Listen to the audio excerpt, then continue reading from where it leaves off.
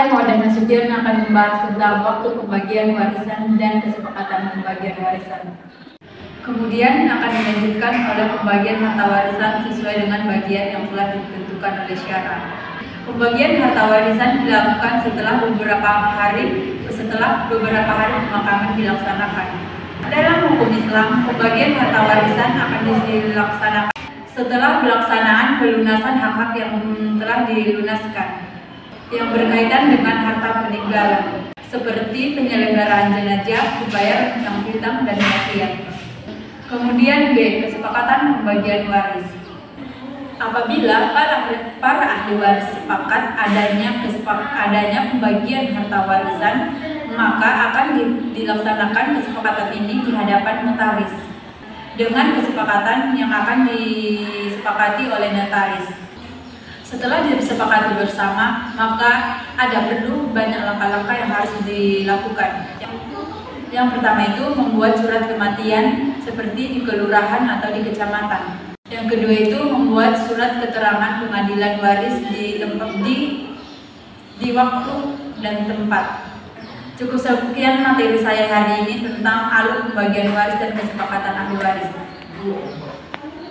Baiklah, di sini saya akan melanjutkan siapa yang membagi waris. Seorang muslim, kita tentu paham yang membagi harta waris atau yang membagi bagiannya, dan siapa yang berhak membagi harta waris bukanlah orang tua anak, keluarga, bahkan orang lain, tetapi Allah Subhanahu wa Ta'ala. Dialah yang Maha menciptakan manusia dan yang berhak atas kebaikan hamba, sebagaimana terdapat dalam Quran surat An-Nisa ayat 11. Tentang orang tuamu dan anak-anakmu, kamu tidak mengetahui siapa di antara mereka yang lebih dekat manfaatnya bagimu. Ini adalah ketetapan dari Allah, sungguhnya Allah Maha mengetahui lagi Maha bijaksana.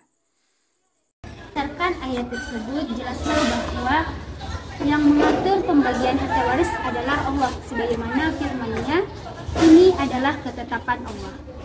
Ketentuan Allah adalah salah satu cara untuk mengatasi problematika yang ada di dalam keluarga ketika keluarga ditinggal oleh keluarga mayat. Karena ketetapan Allah sudah adil dan pembagiannya sudah jelas dan berhak mendapatkannya. Baik, di sini saya akan menjelaskan hukum pembagian waris. Masalah tentang harta peninggalan menjadi sengketa atau problematika dalam keluarga, terutama apabila menentukan siapa yang berhak atau tidak berhaknya menerima bagiannya atau harta warisan. Oleh karena itu, Islam memberikan ketentuan-ketentuan yang konkret mengenai hak waris tersebut. Indonesia menganut 3 hukum waris. Pertama, hukum waris Islam. Sumber hukumnya yaitu Al-Quran, hadis, dan ijma. Yang kedua, hukum waris barat. Sumber hukumnya. Yang ketiga, hukum waris adat. Sumber hukumnya adalah adat atau budaya. Proses pembagian waris. Di sini saya akan bahas tentang proses pembagian waris. Waris adalah proses yang kompleks dan memiliki beberapa tujuan, yaitu memberikan pengalaman atau belajar bagaimana mereka menyusun uang, mengatur uang sebelum si pewaris meninggal. Selain itu, ini dilakukan agar memberikan kesempatan kepada ahli waris agar membayar sesuatu yang harus dibayar sesuai dengan kesepakatan. Baik, pada umumnya umat Islam mengenai pembagian warisan ini dan tata caranya sudah disusun melalui syariat-syariat Islam. Jadi bukan hanya sekedar ekonomis dan hal-hal lain. Dan pembagian warisan ini dilakukan agar terjadinya kesepakatan bersama dan tidak ada perpecahan antara kedua belah pihak.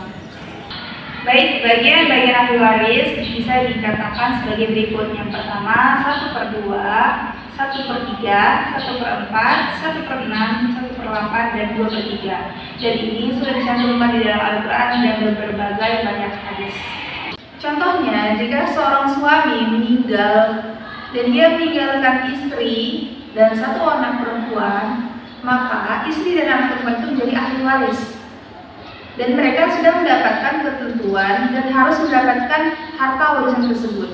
Nah, untuk seorang istri, ketika dia sudah mempunyai anak perempuan, maka dia mendapatkan 1/8. Dan seorang anak perempuan karena dia hanya sendiri, maka dia mendapatkan 1/2. Jadi sekian dari pembahasan yang saya bawa.